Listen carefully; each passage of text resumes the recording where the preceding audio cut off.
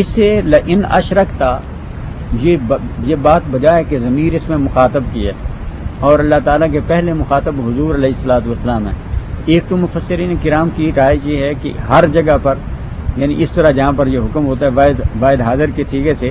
وہاں حضور علیہ الصلوۃ والسلام مراد نہیں ہے، بلکہ یہاں یہ واحد حاضر سے مراد قرآن کریم کا ہر مخاطب ہے، جو بھی قرآن کو پڑھتا ہے، قرآن کا ہر قاری کہ اے قرآن کے قاری اگر تو شرک کرے گا تو تیرے اعمال ضائع ہو جائیں گے اور تو گھاٹا پانے والوں میں سے ہو جائے گا۔ اگر حضور علیہ الصلوۃ والسلام کے لیے تو ان کے ساتھ ہے، ان اگر تو کرے گا تو حضور علیہ الصلوۃ والسلام نے تو کیا ہی نہیں، لہذا حضور علیہ الصلوۃ والسلام کے اعمال کیسے ضائع ہونے؟ تو لہذا حضور علیہ الصلوۃ والسلام کے لیے اس کو وجہ نقص بنا کے نہیں پیش کرنا، بلکہ یہ کہنا ہے کہ اس میں شرک کی مذمت ہے۔ حضور علیہ الصلوۃ والسلام کے متعلق رب تعالیٰ نے بیان فرمایا کہ اگر آپ ایسا کریں، لیکن حضور علیہ الصلوۃ والسلام کی عصمت اور حفاظت رب تعالیٰ کے ذمہ کرم پر ہے، حضور علیہ الصلوۃ والسلام کو رب تعالیٰ نے محفوظ فرما لیے، اس سے تو حضور علیہ الصلوۃ والسلام کی علو شان ظاہر ہو رہی ہے۔ اس سے تو یعنی یہ صرف سوچنے کا انداز ہے نا، اگر ہم اس انداز سے سوچیں تو وہ منفی چلا جائے گا، اس انداز سے سوچیں تو حضور علیہ الصلوۃ والسلام کی عظمت کا اظہار ہوگا۔ اسی طرح وہ قرآن کریم کی ایک آیہ کریمہ ہے کہ انک لا تہدی من احببت ولکن اللہ یہدی من یشاء، کہ آپ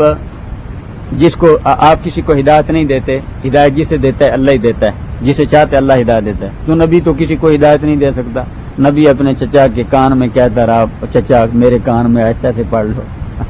تو نبی کے کہنے سے کیا ہوتا ہے؟ یہاں قرآن کریم میں ایک آیہ کریمہ یہ موجود ہے، پارہ 25 میں رب تعالیٰ نے سورہ شورى میں بیان فرمایا وَإِنَّكَ لَتَهْدِي إِلَىٰ صِرَاطٍ مُسْتَقِيمٍ، اے محبوب صلی اللہ علیہ وسلم آپ ہی تو سیدھے راستے کی ہدایت عطا فرماتے ہیں۔ یہاں پر فرمایا آپ نہیں دیتے، ادھر فرمایا آپ ہی دیتے ہیں۔ اس کا مطلب کیا؟ اس کا مطلب یہ ہے کہ حضور علیہ الصلوۃ والسلام اس ہدایت کی رہنمائی فرماتے ہیں، اور رب تعالیٰ اس ہدایت کو اس آدمی کے سینے میں پیدا فرما دیتا ہے۔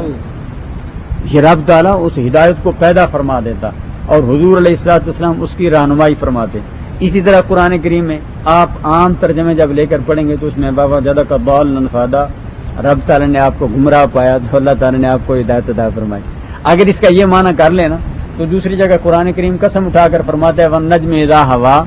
مَا ضَلَّ صَاحِبُكُمْ وَمَا غَوَىٰ، قسم ہے ستارے کی جب وہ نیچے اترا کہ آپ کا آقا نہ تو گمراہ ہوا، ما ضل، قسم ہے وہ گمراہ ہوا ہی نہیں، وما غوا، نہ غاوی ہوا۔ جب رب تعالیٰ قسم اٹھا کر کہے اور تو کہ اس کا ترجمہ ہی یہی ہے کہ آپ گمراہ ہیں، تو پھر مطلب ہے کام خراب ہے نا۔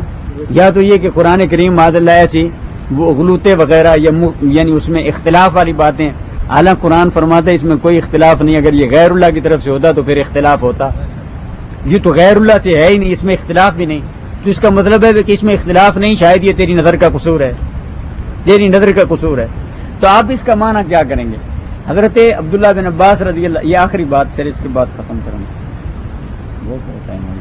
حضرت عبداللہ بن عباس رضی اللہ تعالیٰ نے ارشاد فرمایا، اس کا مطلب یہ ہے کہ حضور علیہ الصلوۃ والسلام کو رب تعالیٰ نے ارشاد فرمایا اے نبی صلی اللہ علیہ وسلم، ہم نے آپ کو احکام شریعت سے ناواقف پایا تو ہم نے آپ کے لیے سارے کے سارے احکام شریعت وعدے فرما دیے۔ حضرت جنید بغدادی رحمۃ اللہ علیہ ارشاد فرماتے ہیں ہم نے آپ کو احکام شریعت میں متحیر پایا تو ہم نے اس کی وضاحت اور بیان آپ کو سکھا دیا۔ حضرت بعض علماء کرام نے اس کا معنی بڑا خوبصورت فرمایا، کہتے ہیں کہ عربی زبان میں اس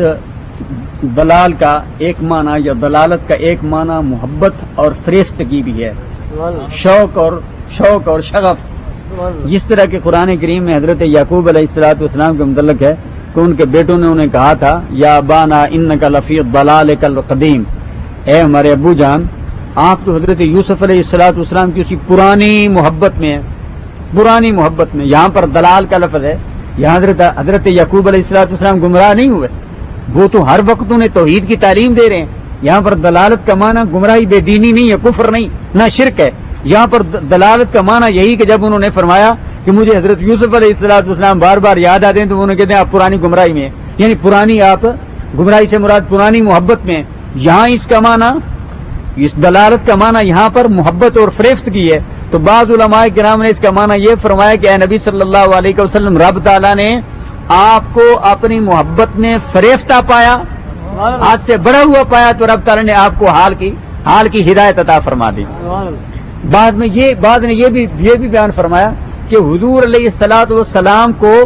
جو رب تعالیٰ نے ازل سے محبتیں عطا فرمائی تھیں، حضور علیہ الصلوۃ والسلام اس سے نواقف تھے، تو رب تعالیٰ نے ارشاد فرمایا اے محبوب صلی اللہ علیہ وسلم جو ازل سے محبتیں جن سے آپ نواقف تھے ہم نے آپ کو وہ بھی بیان فرما دی۔ بعد نے فرمایا اس کا معنی یہ ہے کہ اے نبی صلی اللہ علیہ وسلم آپ اپنے مقامات رفیع سے نواقف ہیں، ہم نے آپ کو آپ کے کمالات کا اظہار کر کے اس سے بھی واقف بنا دیا۔ اب آپ کو پتا چل گیا آپ تو نبی الانبیاء ہیں، آپ تو خاتم الانبیاء ہیں،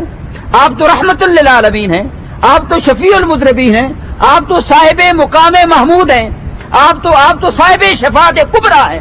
اے محبوب آپ اس سے پہلے آپ اپنے مقامات سے بھی ناواقف تھے محبت الہیہ کی وجہ سے، ہم نے اپنے فضل و کرم سے ان سارے مقامات سے آپ کو واقف بنا دیا۔ ان آیات کے معنی مطالب کچھ اور ہوتے ہیں، یار لوگوں نے کچھ غلط سمجھ لیا۔ اصل میں سمجھتا ہوں کہ ہر ایک آدمی کی اپنی اپنی ایک رائے اور سوچ ہوتی ہے، اگر ہم اپنی رائے اور سوچ کو قرآن اور حدیث کے تابع کر دیں اور انبیاء کرام کے نقطۂ نظر سے دیکھنے لگ جائیں تو پھر ہماری خطائیں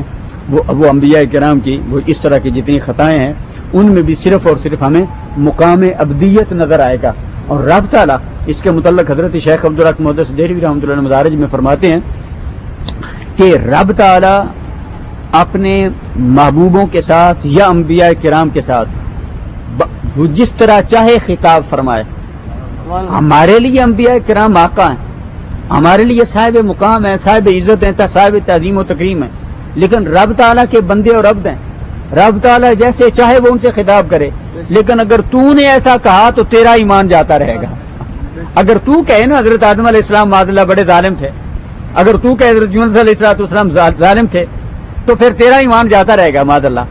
لیکن تو نے یہ نہیں کہنا، وہ خود اپنے آپ کو جیسے جی چاہے اپنے آپ کو اللہ تعالیٰ کی بارگاہ میں پیش کریں، یا رب تعالیٰ جیسے جی چاہے ان سے خطاب فرمائے۔ رب تعالیٰ کو بھی زیبا ہے، ان کو اپنی ذات کے متعلق بھی خود کہنے کا اختیار حاصل ہے، لیکن غیر اگر کہے گا تو اس کے ایمان کا جنازہ نکل جائے گا۔ حضور علیہ الصلوۃ والسلام اور دیگر انبیاء کرام کی عقیدت، محبت اور تعظیم، تکریم ایمان کے بعد واجب ہے، اور پھر اس کے بعد تعمیر بھی واجب ہے۔ اللہ تعالیٰ ہمارے دین اور دنیا کی اصلاح فرمائے۔ وما علینا الا البلاغ المبین۔